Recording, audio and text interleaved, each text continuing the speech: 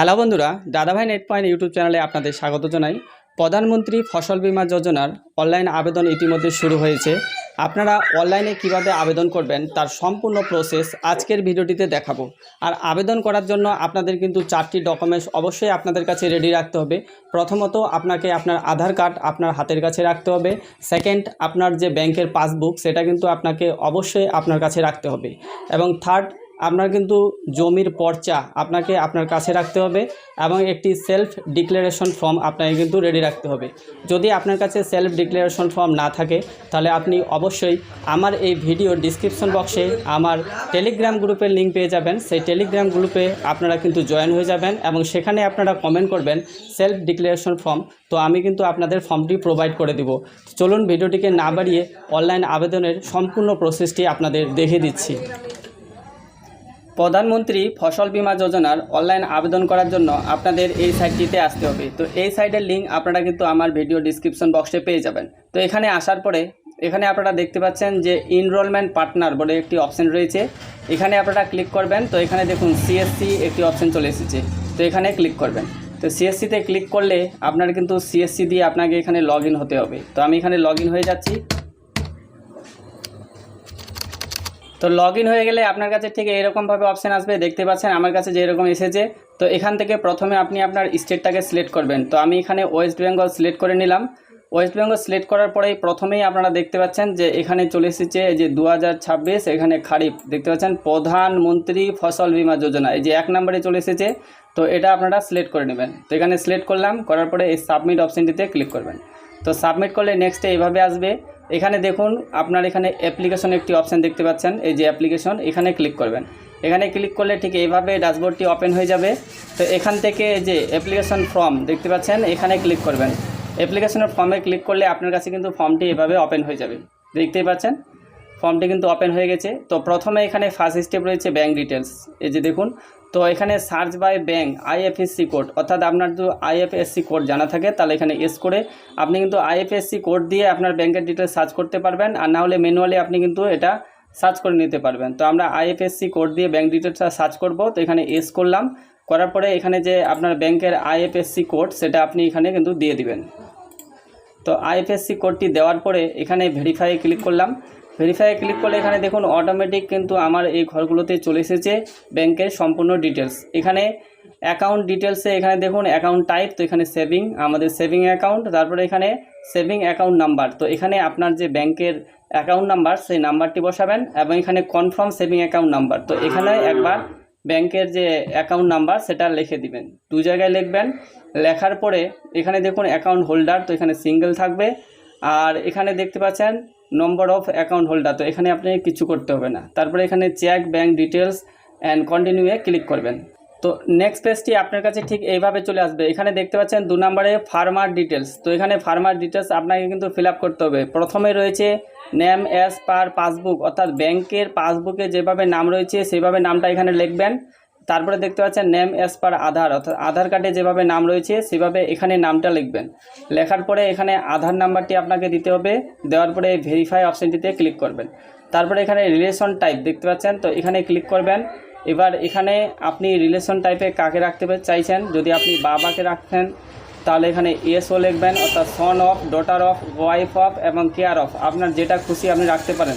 তো এখানে আমরা সন অফ রাখবো, এখানে এসও দিলাম। দেওয়ার পরে এখানে কিন্তু আমাদের যে রিলেটিভ নেম সেই নামটা এখানে আমরা লিখে দিব।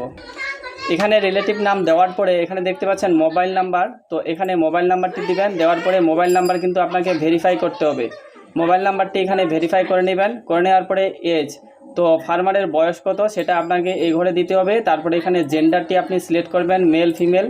তারপরে আপনারা এখানে দেখতে পাচ্ছেন যে কাস্ট ক্যাটাগরি, তো এখানে রয়েছে জেনারেল, ওবিসি, এসটি, এসসি। তো আপনার ক্ষেত্রে যেটা হবে সেটা আপনি কিন্তু এখানে সিলেক্ট করবেন। তারপরে অপশানটি রয়েছে ফার্মার ক্যাটাগরি, তো এখানে ক্লিক করবেন। তো আপনি যদি জমির নিজের মালিক হন তো এখানে 1 সিলেক্ট করবেন, ওয়ার্নার। তো আমরা এখানে ওয়ার্নার সিলেক্ট করলাম। তারপরে এখানে ফার্মার টাইপ, তো এখানে ক্লিক করে আপনার দেখতে পাচ্ছেন স্মল ফার্মার রয়েছে এবং মার্জিনাল ফার্মার রয়েছে, আদার্স রয়েছে। তো আমরা স্মল ফার্মারে ক্লিক করলাম, যেহেতু আমাদের জমির পরিমাণ কম তো এখানে স্মল ফার্মার করে দিলাম। তারপরে নেক্সটে দেখতে পাচ্ছেন রেসিডেন্সিয়াল ডিটেলস, তো এখানে আপনার বসবাসের যে ডিটেলস সেটা কিন্তু আপনাকে দিতে হবে। যেমন এখানে স্টেট সিলেক্ট রয়েছে, ডিস্ট্রিক্টও সিলেক্ট রয়েছে, এখানে সাব ডিস্ট্রিক্ট আপনাকে কিন্তু সিলেক্ট করতে হবে। আপনার যে সাব ডিস্ট্রিক্ট সেটা এখানে সিলেক্ট করবেন। তারপরে এখানে দেখতে পাচ্ছেন যে রেসিডেন্সিয়াল ভিলেজ, তো এখান থেকে আপনি আপনার গ্রামের নামটা সিলেক্ট করে নেবেন। গ্রামের নাম সিলেক্ট করার পরে তারপরে এখানে অ্যাড্রেস, তো এখানে সম্পূর্ণ অ্যাড্রেসটা আপনার লিখে দিবেন। তারপরে এখানে পিনকোড লিখবেন। লেখার পরে আপনারা নিচের দিকে চলে আসবেন। নিচের দিকে এখানে দেখতে পাচ্ছেন যে রয়েছে এখানে ডিক্লেয়ার নমিনেশন লেটার, তো আপনি যদি এখানে নমিনেশন অ্যাড করতে চান, এখানে দেখতে পাচ্ছেন নমিনি ডিটেলস, তো এখানে প্রথমে রয়েছে নমিনি নেম, তো এখানে যাকে আপনি নমিনি রাখতে চাইছেন তার নাম এ ঘরে লিখবেন। তারপরে নমিনি এজ অর্থাৎ নমিনির কত বয়স সেটা এখানে লিখবেন। তারপরে এখানে দেখতে পাচ্ছেন যে নমিনি রিলেশনশিপ অর্থাৎ নমিনির সাথে আপনার কি সম্পর্ক সেটা কিন্তু আপনি এখান থেকে সিলেক্ট করে নেবেন। সিলেক্ট করে নেওয়ার পরে এখানে নমিনির ফুল অ্যাড্রেসটা আপনারা লিখবেন। লেখার পরে সেভ অ্যান্ড কন্টিনিউতে ক্লিক করবেন। ক্লিক করলে নেক্সটে আপনার কাছে ঠিক এইরকম অপশন চলে আসবে, দেখতেই পাচ্ছেন। তো এখানে আমাদের কিন্তু জমির যে ডিটেলস সেই ডিটেলসটা কিন্তু ফিল আপ করতে হবে।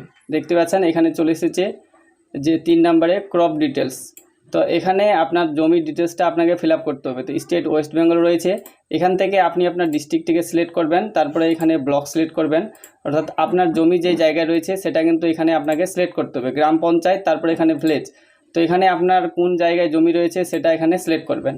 এভাবে সিলেক্ট করার পরে এখানে দেখতে পাচ্ছেন মিক্স ক্রপিং রয়েছে, অর্থাৎ একই জমিতে যদি আপনি বিভিন্ন ধরনের ফসল চাষ করে থাকেন সেক্ষেত্রে আপনি মিক্স ক্রপিংয়ে এখানে ক্লিক করে আপনি কিন্তু এখানে ক্রপটা এড করতে পারেন। তো আমাদের ক্ষেত্রে আমরা একই জমিতে একটি মাত্র ফসল চাষ করেছি, তো এখানে মিক্স ক্রপিং আমরা কিন্তু ক্লিক করব না। তো এখানে দেখতে পাচ্ছেন ক্রপ যে রয়েছে সিলেক্ট, তো এখানে ক্লিক করে আপনারা কিন্তু এখানে দেখুন রয়েছে প্যাডি আউস রয়েছে আর প্যাডি আমন রয়েছে। তো এখান থেকে আমরা প্যাডি আমন এটা সিলেক্ট করলাম, যেহেতু এখন আমন ধানের বর্ষার সিজন, তো এখানে প্যাডি আমন সিলেক্ট করলাম। করার পরে এখানে দেখতে পাচ্ছেন যে শোয়িং ডেট, তো এখানে আপনাকে কিন্তু ডেটটি লিখতে হবে। শোয়িং ডেট বলতে আপনি কবে ধান লাগিয়েছেন সেই ডেটটি কিন্তু আপনার এখানে লিখতে হবে। তো এখানে একটি আনুমানিক ডেট আপনি দিয়ে দিবেন, আপনি যবে ধান লাগিয়েছেন সেই ডেটটি কিন্তু আপনারা এখানে দিয়ে দিবেন। তো আমি এখানে ডেটটি দিয়ে দিলাম। তো এভাবে ডেট দিয়ে দিবেন। তারপরে এখানে দেখতে পাচ্ছেন যে ওয়ার্নারশিপ, তো এখানে ওয়ার্নার রয়েছে। এখানে দেখতে পাচ্ছেন যে সার্ভে নম্বর বা খাতা নম্বর, তো এটা আপনাকে কিন্তু আপনার পর্চায় আপনি পেয়ে যাবেন। এখানে আপনার পর্চায় যে খতিয়ান নম্বর রয়েছে সেই খতিয়ান নম্বরটি কিন্তু আপনাকে এখানে দিতে হবে। তো খতিয়ান নম্বর এখানে দিয়ে দিবেন। তারপরে এখানে দেখতে পাচ্ছেন যে খসড়া নম্বর বা প্লট নম্বর। খসড়া নম্বর প্লট নম্বর বলতে আপনার যে দাগ নম্বর সেই দাগ নম্বরটি আপনাকে কিন্তু এখানে দিতে হবে। তো এখানে দাগ নম্বরটা আপনারা দিয়ে দিবেন। দাগ নাম্বার দেওয়ার পরে এখানে ভেরিফাই যে অপশানটি রয়েছে ভেরিফাই ক্লিক করবেন। তো ভেরিফাই ক্লিক করলে আপনার কাছে কিন্তু একটু প্রসেসিং হবে, তারপরে ঠিক এইভাবে চলে আসবে। তো এখানে দেখতে পাচ্ছেন এই দাগে মানে আপনি যে দাগ নাম্বারটি দিয়েছেন সেই দাগ নাম্বারে যতগুলো ওয়ার্নার রয়েছে সবারই নাম কিন্তু এখানে চলে আসবে। এখান থেকে আপনার নামটিকে আপনাকে কিন্তু সিলেক্ট করে নিতে হবে। তো এখানে এইভাবে আপনারা সিলেক্ট করে নেবেন নিজের নামটি। সিলেক্ট করে নেওয়ার পরে এখানে সাবমিট যে অপশানটি দেখতে পাচ্ছেন এই সাবমিটে ক্লিক করবেন।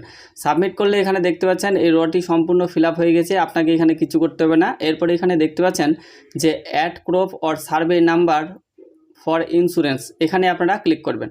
তো এখানে ক্লিক করলে এই রটি কিন্তু নিচের দিকে অ্যাড হয়ে গেছে, দেখতে পাচ্ছেন এখানে একটি কিন্তু অ্যাড হয়ে গেছে, অর্থাৎ আপনার জমির যে ডিটেলস সেখানে অ্যাড হয়ে গেছে।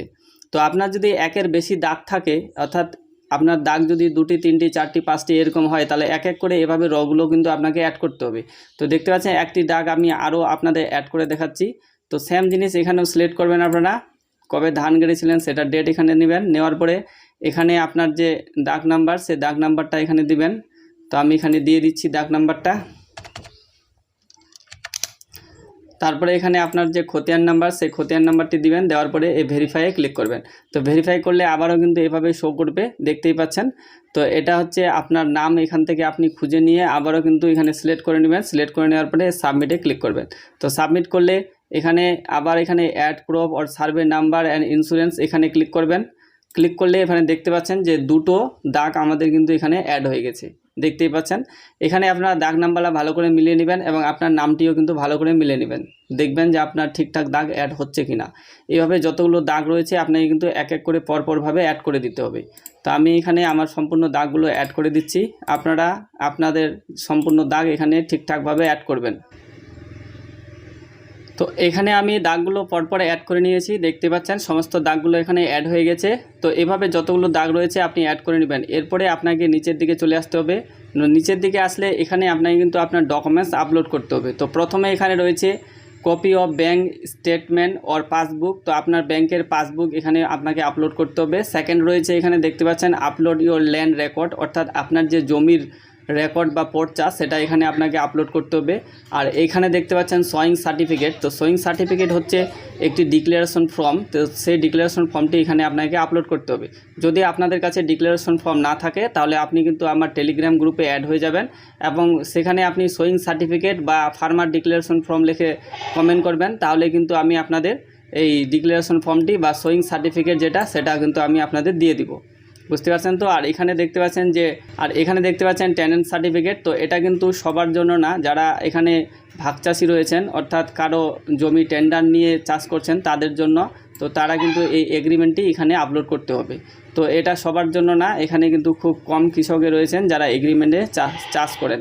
তো যারা এগ্রিমেন্ট নিয়ে চাষ করেন তারা কিন্তু এগ্রিমেন্টটি এখানে আপলোড করবেন, তাহলে কিন্তু হয়ে যাবে। তো আমি ডকুমেন্টসগুলো আপলোড করে দিচ্ছি। তো এভাবে আপনার ডকুমেন্টসগুলো আপলোড করতে হবে। দেখুন ডকুমেন্টস আসলে এখানে কিন্তু ডকুমেন্টসটি দেখতে পাবেন, আপনার দেখতে পাচ্ছেন একটি ডকুমেন্টস আমার আপলোড হয়ে গেছে। তো এভাবে আপনাদের কিন্তু ডকুমেন্টসগুলো আপলোড হবে। সেকেন্ড ডকুমেন্টস রয়েছে ল্যান্ড রেকর্ড, তো এখানে ল্যান্ড রেকর্ডটি আপলোড করব।